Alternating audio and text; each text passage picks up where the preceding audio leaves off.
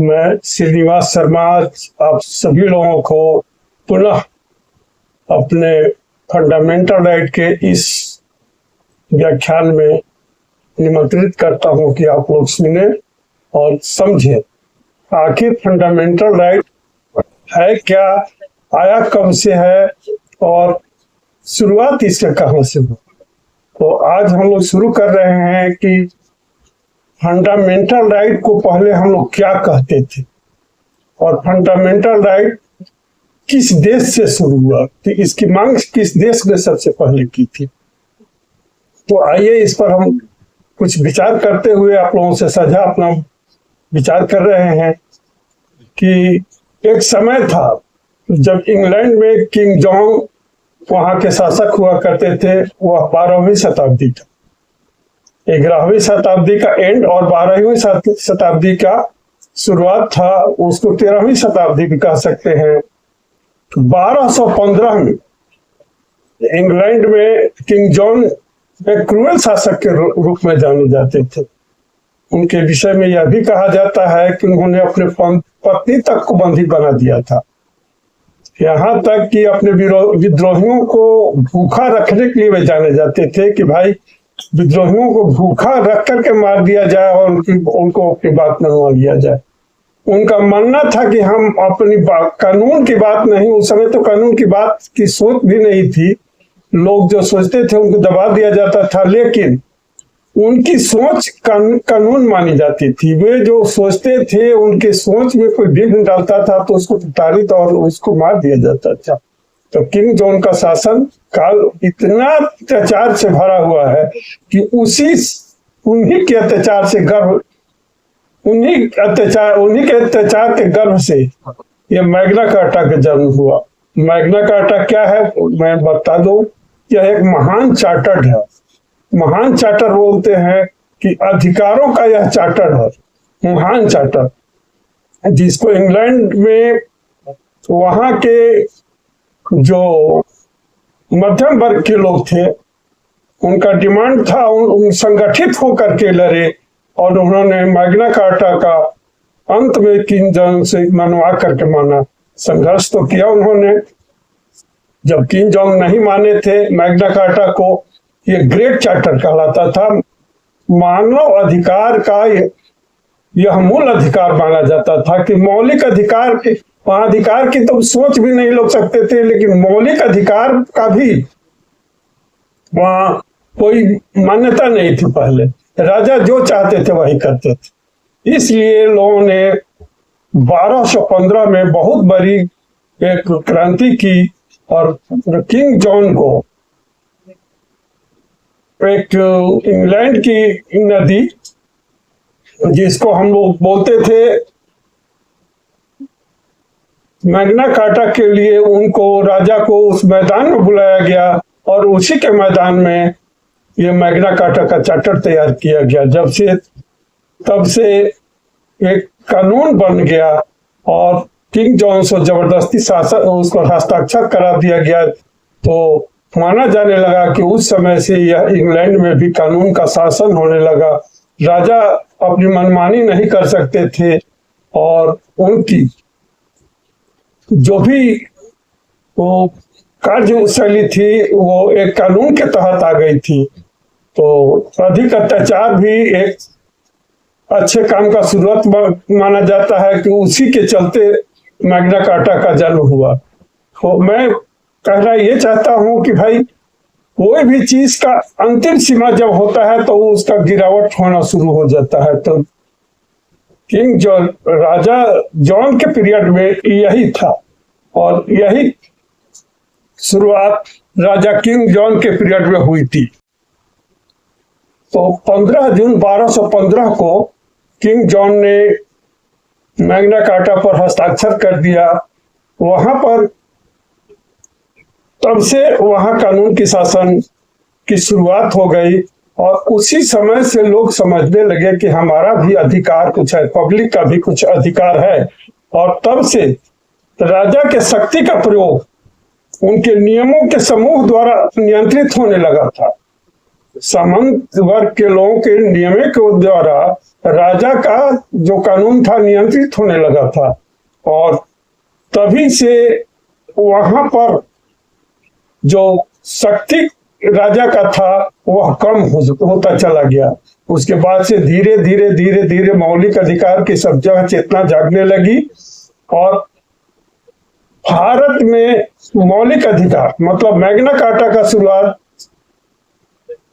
1858 के जून महीने से शुरू हुआ है, जब ईस्ट इंडिया कंपनी चली गई और का शासन समाप्त हो गया, और इंग्लैंड की शासिका रानी विक्टोरिया जब इंग्लैंड भारत का शासन अपने हाथ में ले ली, तो उसको हम लोग कहते थे कि यह क्वीन प्रोक्लेमेशन है, मतलब क्वीन द्वारा घोषणा किया गया एक आदेश है जो मैग्ना कार्टा के रूप में भारत की जनता के लिए जाना जाता था। उस समय भारत की जनता भी त्रस्त थी अंग्रेजों के अत्याचार से। कोई कानून वैसा था नहीं नागरिक के पक्ष में, सारे कानून अंग्रेज अपने लिए बनाए थे। इसीलिए क्वीन विक्टोरिया ने यहाँ के लिए एक अध्यादेश जारी किया था, जिसको हम लोग क्वीन प्रोक्लेमेशन, महारानी की उद्घोषणा, भारतीय लोगों के लिए मैग्ना कार्टा का के नाम से जाना जाता है। 1 नवंबर 1858 को चार्टर अधिनियम को पारित कर महारानी विक्टोरिया ने यहाँ के लोगों को कुछ अधिकार दिया और ईस्ट इंडिया कंपनी को सदा के लिए हटा दिया। कंपनी की ब्रिटिश ताज का सत्ता का हस्तांतरण भी हो गया। ब्रिटिश ताज ने ईस्ट इंडिया कंपनी से सब कुछ ले लिया। तो हमारे कहने का मतलब है कि 1858 से हमारे यहाँ भी कुछ कुछ अधिकारों पर बातचीत होने लगी थी, और लोग जागरूक होने लगे थे कि भाई हमें भी कुछ अधिकार चाहिए। पहले तो लोग अधिकार मांगते थे, स्वतंत्र होना कोई नहीं मांगा था। पहले लोग अधिकार मांगता था कि हमें दबाया नहीं जाए, हमारे अधिकारों का हम पर अत्याचार नहीं किया जाए, शोषण नहीं किया जाए। लेकिन सर्वप्रथम भारत में 1895 में मौलिक अधिकारों की भी मांग उठी थी, इसकी घोषणा के लिए मांग की गई थी। भारत में अंग्रेजी राज्य का स्वरूप स्वेच्छाचारी था। इस प्रवृत्ति के कारण अंग्रेजी सरकार लोगों पर बिना मुकदमा चलाए ही उन्हें नजरबंद कर देती थी, तो लोग इससे भी त्रस्त थे। तो मौलिक अधिकारों की पहली मांग 1895 में भारत का संविधान विधेयक के रूप में सामने स्वराज विधेयक के रूप में आया था 1895 में, कि उसको स्वराज विधेयक के नाम से जाना जाता था। भारतीय राष्ट्रवाद के उदय और भारतीयों द्वारा स्वशासन की बढ़ती आवाजों का दौर भी कहा गया है इसको।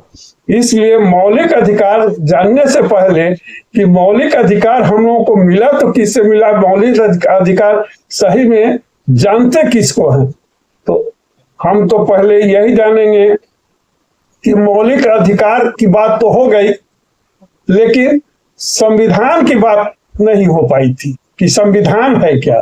संविधान में ही हमारा तीसरा भाग है जो मौलिक अधिकारों की बात करता है, लेकिन संविधान शब्द ही पहले जो आया है वो अमेरिका के संविधान से आया है 1789 में। संविधान शब्द पहले नहीं था। संविधान, ये मैग्ना कार्टा भी मौलिक अधिकारों की, ये मैग्ना कार्टा है, महान चार्टर है, ये संविधान नहीं है।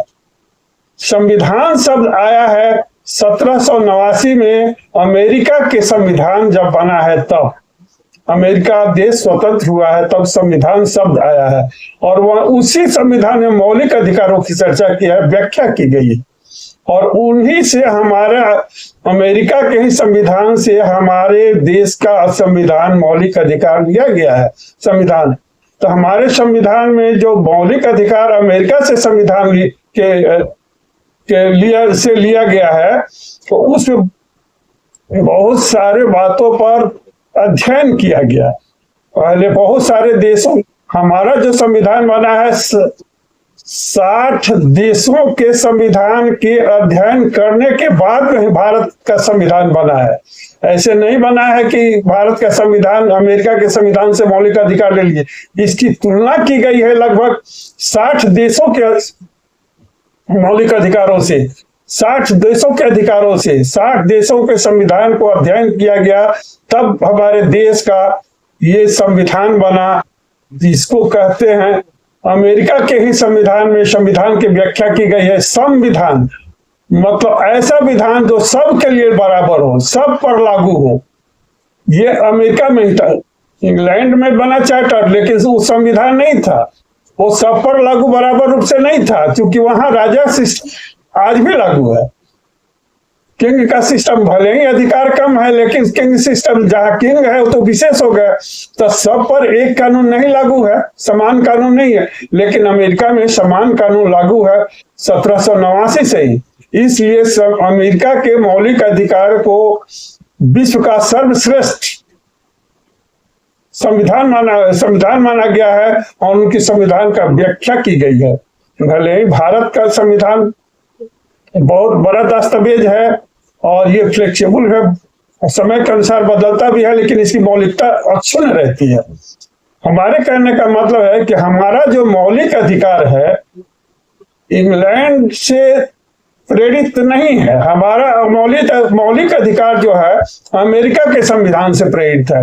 अमेरिका के ही संविधान में ये संविधान की परिभाषा है और वहीं के संविधान से हम लोग अपने मौलिक अधिकारों को लिए हुए हैं। और हमारा मौलिक अधिकार भी हमारा संविधान भी दुनिया का सर्वश्रेष्ठ संविधान माना जाता है। भले ही इसमें 395 धाराएं थी और 395 धाराओं के साथ साथ 251 पन्नों वाली दस्तावेज वाली 13 किलो की यह संविधान विश्व की सबसे मोटी और सबसे बड़ी संविधान मानी जाती है। लेकिन एक चीज के लिए और भी प्रसिद्ध है हमारा संविधान। ये संविधान बनाने में लगभग 2 साल 11 महीना 17 दिन लगे हैं। बहुत मंथन हुआ है, हजारों मीटिंग्स हुई हैं। हजारों मीटिंग्स के बाद में 299 आदमी हजारों मीटिंग किए हैं, तब जाकर के हमारा संविधान बना है। अब समझिए कि 299 आदमी अलग अलग, पहले तो 22 संस्थाएं मिली, 22 संस्थाओं में एक प्रारूप संविधान की प्रारूप समिति भी थी और 22 संस्था मिल करके हमारा संविधान बनाया। अब हमारा जब संविधान बना तो विश्व का सबसे बड़ा संविधान बना। अब हम समझते हैं कि जब हमारा 395 धाराओं के बाद भी कुछ अनुसूचियों को बनवाना, कुछ अनुसूचियों को भी बनाना पड़ा। पहले तो 8 अनुसूचियां बनी, उसके बाद समय के अनुसार बदलते गए हैं, तो मैं बाद में बतलाते चलूंगा जब अनुसूची पढ़ाऊंगा तो। लेकिन ये पहली बात है कि विश्व की सबसे बड़ी संविधान, 8 अनुसूचियां, 13 किलो वजन वाली, 251 पन्नों वाली संविधान, आखिरकार विश्व की विशाल संविधान तो है ही, इसकी मूलभूत संरचना भी विश्व में अनोखी है। यह अपने मौलिकता के लिए जानी जाती है। संविधान बहुत सारे देश हैं जहां संविधान संशोधन की प्रक्रिया बहुत कम है। हमारे देश में आवश्यकता के अनुसार संविधान संशोधन की प्रक्रिया होती है, लेकिन इसका मूल स्वरूप में कोई बदलाव नहीं किया जाता है। हमारे यहाँ जो मौलिक अधिकार है, हमारे यहाँ मौलिक अधिकार हमारे भाग 3 संविधान के भाग 3 में वर्णित है, जिसमें हमें शुरुआत के तो 7 अधिकार दिए गए थे, लेकिन लोगों ने विचार किया कि नहीं, आर्थिक स्वतंत्रता का अधिकार जो भी है वो हमारे देश के लिए उस समय अनुकूल नहीं है। उसको आर्थिक अधिकार में नहीं, मौलिक अधिकार में नहीं लेकर आर्थिक कानून में डाल दिया गया। तो हमारा पहला अधिकार है मौलिक अधिकार का, स्वतंत्रता का अधिकार। भारत देश में संविधान पहला जो है स्वतंत्रता का अधिकार। हम लोग, हमारे भारत देश के नागरिक स्वतंत्र हैं। कोई भी आदमी कहीं भी जा सकता है, कहीं भी पढ़ाई कर सकता है, कहीं भी, किसी को कोई भेदभाव नहीं है, कोई आजादी है यहाँ। मैं व्याख्या भी करूंगा इसका बाद में, पहले बताते जाता हूँ। समानता का अधिकार, कानून के दृष्टिकोण में कोई विशेष व्यक्ति नहीं, हमारे संविधान के अनुसार सभी समान हैं। सभी लोग यहाँ नीच ऊंच किसी भी तरह की डिस्पैरिटी नहीं है, किसी में रंग भेद की नहीं है, नहीं बोलचाल की है, ना ही किसी तरह की यहाँ भेदभाव की बात है। हमारे संविधान के साथ, संविधान के नजर में सभी समान है। शोषण के विरुद्ध अधिकार, शोषण भी के विरुद्ध अधिकार हमारे संविधान का बहुत बड़ा महत्वपूर्ण पार्ट है। लोग बच्चों से भी नौकरी कराते थे, लोग गुलाम बनाते थे, लोग काम कराकर पैसा नहीं देते थे। इस तरह से बहुत सारी बातें हैं जो शोषण के अधिकार में आती हैं। उसको मैं एक एक करके बताते जाऊंगी कि शोषण के अधिकार में आता क्या क्या है, हमारे स्वतंत्रता के अधिकार में आता क्या क्या है। लेकिन पहले इतना जान लीजिए कि हमारा जो ये मौलिक अधिकार है कहाँ कहाँ से आया और किसके संविधान से प्रेरित है, और कि कौन कौन से सेक्शन में हमारे यहाँ क्या क्या दिया गया है। धर्म और सांस्कृतिक स्वतंत्रता का अधिकार, हमारे देश के नागरिक कोई भी विशिष्ट धर्म का यहाँ विशेषता नहीं है, सभी धर्म समान है और कोई भी आदमी कोई भी धर्म मान सकता है, अपना सकता है, उसमें उसको किसी तरह का प्रतिबंध नहीं है, कोई भी कहीं आ जा सकता है। शिक्षा का भी अधिकार दिया गया है हमारे यहाँ शिक्षा के भी अधिकार को मौलिक अधिकार में लाया गया है। तो हमारे देश में मौलिक अधिकार का जो कंसेप्ट है तो बड़ा ही सरल, सहज और सबके लिए समान रूप से है। अब देखिए, हमारा छठा हो जाता है संवैधानिक उपचार का अधिकार। कहते ना है कि भाई ये अधिकार तो मिल गया, लेकिन इसकी रक्षा कौन करेगा, इसके उपचार को कौन देखेगा, कुछ होता है इसमें तो इस गड़बड़ी को कौन देखेगा। तो उसके लिए हमारे संविधान में संवैधानिक उपचारों का भी अधिकार है कि भाई हमारे लिए संविधान का रक्षा कौन है, हमारा सुप्रीम कोर्ट है, हाई कोर्ट है। हमारे अधिकारों की रक्षा, मौलिक अधिकारों की रक्षा, मौलिक अधिकारों के अधिकार की रक्षा सुप्रीम कोर्ट, हाई कोर्ट करता है, इन्हीं के देख रेख में होता है। इनको अधिकार दिया गया है संविधान में। इस प्रकार अभी तो मैं आप लोगों को बता देता हूं कि भारत देश जब गुलामी से आजादी पाया तो बिखरा हुआ था। 3 जून 1946 को, शायद जून 1946 में सर्वप्रथम जवाहरलाल नेहरू जो प्रधानमंत्री बने, उनको माउंटबेटन ने ये शपथ दिलाया था। तब से मतलब अनौपचारिक एक उसको कहते हैं कि तत्कालिक उस समय देखरेख के लिए लोग बुलाया था। लेकिन जब से हमारा संविधान देश आजादी की ओर चला था 15 अगस्त 1947 के बाद, तो संविधान की भी चर्चाएं शुरू हो गई थी। संविधान सभा का संगठन किया गया था जिसमें 299 सदस्य थे और सभी ने मिल करके संविधान को बनाया था। इस तरह हमारे संविधान की संरचना एक विशाल संरचना है और बहुत ही सरल और सबके लिए सहज है, और एक दुनिया की सबसे अच्छी संविधान कहा जा सकता है, जो समय के अनुसार बदलते हुए भी मौलिकता को नहीं खोती है। उसको भारत का संविधान कहते हैं। दोस्तों, आज का ये लेक्चर भारत के संविधान का मौलिक अधिकार का प्राइमरी जो थोड़ा इतिहास घटनाएं हैं उसको मैंने चर्चा किया। इसके जस्ट बाद मैं मौलिक अधिकारों पर विशेष व्याख्यान दूंगा, जो एक एक पार्ट पार्ट करके सेक्शन वाइज बताया जाएगा। धन्यवाद, नमस्कार।